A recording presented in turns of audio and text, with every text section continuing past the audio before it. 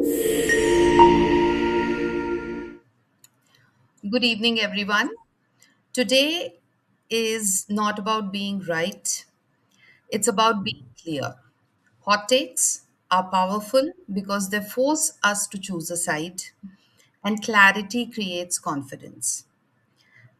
It is something like, let me ask you something. How many of you have had a thought but softened it so much that it lost impact? That's why hot takes matter. They help you say what you think without hiding behind politeness. So, if your idea can't survive disagreement, it's not strong enough to lead with. And always remember that a strong hot take doesn't offend people, it wakes them up. So, to prove this point, we have today with us Dipali Goel. She has her views on self awareness without accountability creates excuses, is what she's going to talk about. And let's see how this goes on. Over to you, Dipali. You so much, Radhika. Good evening, everyone. And Radhika pointed out so beautifully disagreement to agreement. Well, that is all of us we should be aiming towards. Self awareness without accountability creates excuses. So let me start this with a simple question. How many of us know exactly what we should fix in our lives? I'm sure I'll get a big percentage of answer as yes. But how many of us do something about fixing it? Well, all of us we know that we have to sleep in time. We have to manage time better. Healthy eating is the thing. Procrastination is not a good thing. Yet, knowing hasn't changed much. This gap between knowing and doing is where today's topic lives. Self awareness without accountability doesn't create growth, it creates very convincing excuses. What is self awareness? What is accountability? Let us talk about it separately. Self awareness, as the name suggests, knowing yourself, being aware of yourself, recognizing your flaws, your habits, acknowledging your patterns and limitations. Accountability, taking ownership, committing to change, accepting consequences if change doesn't happen. When awareness exists without accountability, a person says, yes, I know I'm wrong, but nothing is going to change. Let me give you a daily life example. It's quite a relatable example. I know unnecessary meetings kills productivity until until I schedule a meeting to discuss why we have too many meetings. Another, probably a more relatable example is that I know that this food is going to interfere with my diet plan. But let me think after having a heavy meal, right? In both the cases, awareness is present, but the behavior remains unchanged. This shows us something important. Knowing the problem is not the same as solving it. What's missing? Most people stop at one question: what is wrong? But growth always requires two what's. What is wrong? And what will I do about it? Without the second question, awareness becomes a comfort zone. People are aware about their behavior limitations and their recurring patterns, but corrective action, responsibility, commitment is missing. Once, I just happened to watch an interview with Sister Shivani. She beautifully explained a thing, she said, that people come to me and they just share their problems with me. I lend a patient ear, I listen to them, and after listening to them, I ask them, now what next? People they get offended. People feel that I'm not listening to them. Whereas I am just doing the right thing. I'm telling them that okay, this is your problem. Now tell me what has to be done about it. That is the sad part of reality. We love cribbing about our problems, but we hardly want solutions to our problems. And data has very clearly pointed out that accountability enhances accuracy over time. There was this long term forecasting experiment involving about 1,000 plus participants. Half of the percentage was held accountable for their outcomes, and the half wasn't.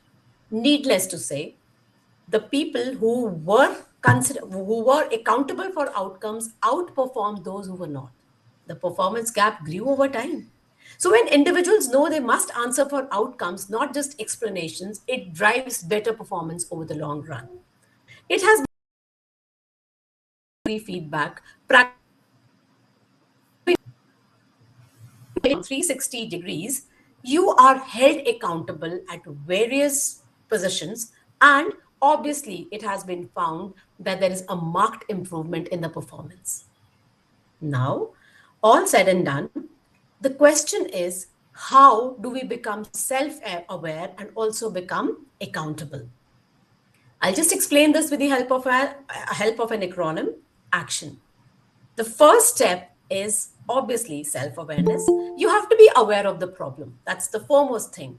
Because if we do not know the problem, we don't even know where we are heading to. So, awareness is definitely the starting of solving any problem. But next three steps, that is CTI, is something which we have to work upon.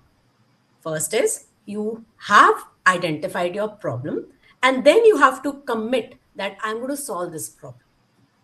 30 timely corrective steps have to be taken, concrete actions have to be taken. Mere intentions are of no use. Then it impacts ownership. You have to own your outcome. Simple explanations is of no use.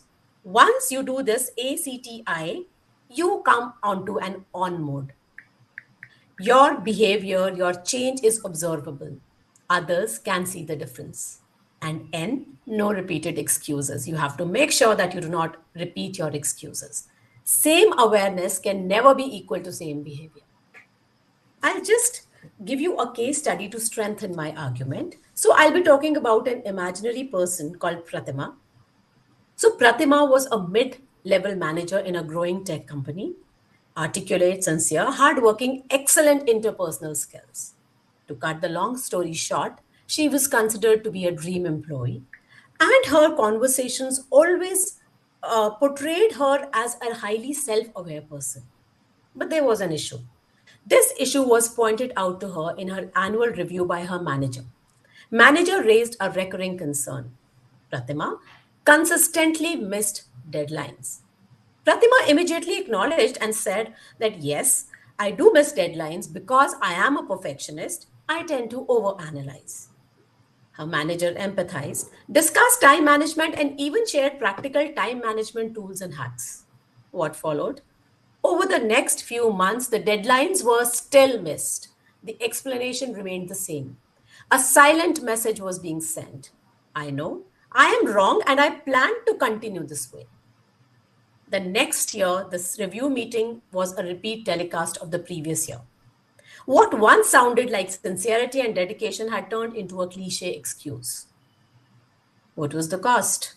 Eventually, company lost a key client. The reason remained the same, but the impact was far greater this time. And a new project manager was assigned. A dedicated person like Pratima was replaced. Pratima never lacked insight. What she lacked was a follow through. She was self aware, but she thought that it's a very good idea to be self aware and she doesn't need to do anything about it. That was her problem. So always remember that awareness is something which will describe the problem. Accountability will help you solve it. Had Pratima listened to her immediate manager, probably the things would have been different. So, when there is awareness without accountability, it leads to rationalization. You start cooking excuses, your excuses get better with time. But there is no impact on you as such, there is no improvement in you as such. Change requires efforts, not just understanding. Credibility depends on follow through. Growth is action driven, not insight driven. So, our protagonist, had she followed the action approach, the result would have been different. I definitely agree that self awareness is the starting point, but it is not the destination. If awareness is not followed by action, it becomes an excuse. Insight has to be followed by ownership. Otherwise, it loses value. Pratima was honest about missing deadlines, but without changing her behavior, she slowly lost her credibility. Real growth begins when awareness meets accountability. Insight without action can be a lovely excuse with excellent communication skills. I would conclude my today's talk by a simple quote that self-awareness opens eyes, accountability moves feet. And dear listeners, always remember, actions always speak louder than words. I reiterate that self-awareness without accountability just creates excuses. Thank you so much for your patient listening. Yeah, Dipali, say, for example, beautifully put forward. So, can accountability exist without external pressure, or does it always need another person or system to activate it? Thank you for asking such a beautiful question.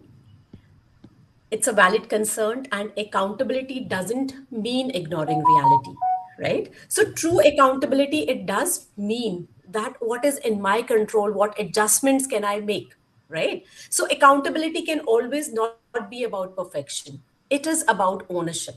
So external agencies can be there, but yes, it is from inside that accountability has to come. But sometimes I definitely feel that external agency should be there. It is one of the driving forces. Okay, thank you. So, in your experience, what's the most common excuse that hides behind the label of self awareness? What is the What's the most common excuse that hides behind the label of self awareness? What's the excuse that people mostly give? what is the common excuse? What is the common excuse which hides behind self awareness? Yes, the Right. label. So basically, the common excuse which I feel is, like I also explained in my talk, was that I know that I am this, right? So when we say this, that I know that this is this, so we feel very happy, we feel very gratified inside ourselves. We feel that, okay, we've done our job. So even when there's a failure, even when we are a little not ready to step out of our comfort zone, not get rid of our laziness, we feel that this is a perfect excuse. That I know this, but you don't have further explanations, and then you will cook excuses as per the requirement. Fantastic. One last question we have for you. So, can too much self analysis delay action? Can too much self analysis delay action? See, Radhika, what I feel is that if you are going to self analyze yourself at the nth hour, at the 12th hour, if you just want to self analyze, it is definitely going to delay your action. So, self analysis is not something that you just go to a workshop and then suddenly you come to know that self analysis has to be done, and then you feel that, okay, now self analysis have to be done, and then you look for some acronyms, and then you feel that I'm going to practice it right and now and right now. So that is not a very good thing. That is definitely going to delay. But self analysis has to be a continuous process. So if it is a continuous process, you are already ready. Like as trainers, we use toolkit. So that toolkit is already ready. So you simply have to put the pieces in place. So, And sorry that then I'm I would interrupting you. How do we prevent awareness, what do you call, from being, from this becoming a paralysis? how do we prevent awareness from being paralysis? See, you Yes. have to understand. You have to understand your limitations. You have to understand the kind of environment you are into, right? So there is some time where we have to, tweak our self analysis a little. There are times when we have to compromise a little. So I don't see a harm doing it. But overall, you should be clear. Your analysis about yourself should be spot on. And Thank I you. won't disagree on this. I would firmly say this, that it's a good idea to tweak yourself. That is how you adapt, right? Yes. Yeah. So, fantastic, fantastic, Dipali. Thank you so much for this Thank you so in much. depth conversation that we had with you today. Really, we've really learned a lot. Wonderful. Thank you so much for being on this panel. We'll see you next time. Thank you so much.